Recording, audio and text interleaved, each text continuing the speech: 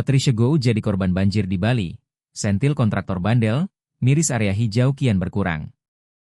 Bencana banjir yang melanda sejumlah wilayah di Bali rupanya turut dirasakan oleh kalangan selebritas. Salah satunya adalah presenter Patricia Goh. Saat kejadian, Patricia Goh tengah menginap bersama keluarganya di kawasan Canggu. Mereka menginap di sebuah villa sewaan yang baru 2 minggu ditempati, sambil memantau proses pembangunan rumah barunya di Bali. Melalui unggahan di akun Instagramnya, Patricia Goh membagikan momen saat villa yang ia tinggali mulai tergenang air sejak pukul 4 WITA. Awalnya sang ibu terkejut saat melihat air masuk dari bagian rooftop lantai 3, lalu menetes ke dalam rumah melalui sela-sela lampu. Ada pembuangan di rooftop 2 tapi tidak cukup untuk pembuangannya.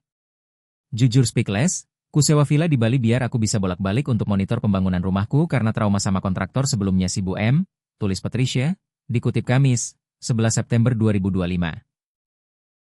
Tak hanya itu, beberapa perabot rumah tangga lainnya seperti sofa, lemari, hingga kasur bayi pun ikut rendam air akibat genangan yang semakin meluas. Patricia bersama keluarganya dan asisten rumah tangga bergerak cepat membersihkan villa setelah air mulai surut. Ia kemudian menghubungi pemilik villa serta arsitek yang membangun villa tersebut. Tak lama kemudian, tim tukang bangunan pun dikirim untuk memeriksa kondisi villa. Bencana banjir yang terjadi di Bali membuat Patricia geram terhadap beberapa oknum kontraktor. Melalui Instagram Story, ia sempat menyindir kontraktor-kontraktor yang nekat membangun sejumlah bangunan seperti restoran hingga hotel.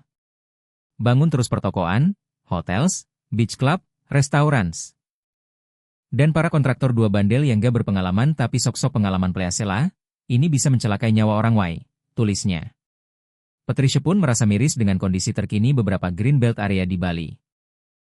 Pasalnya, beberapa area yang semula berfungsi sebagai kawasan ruang terbuka hijau kini justru dipenuhi dengan deretan bangunan baru. Menurutnya, hal inilah yang menggeser fungsi alaminya sebagai kawasan resapan air. Dulu pas Covid masih 97% lah Greenbelt area yang artinya tidak boleh dibangun apapun. 2025 udah 50% tanah hijau ini sudah menjadi gedung-gedung resto.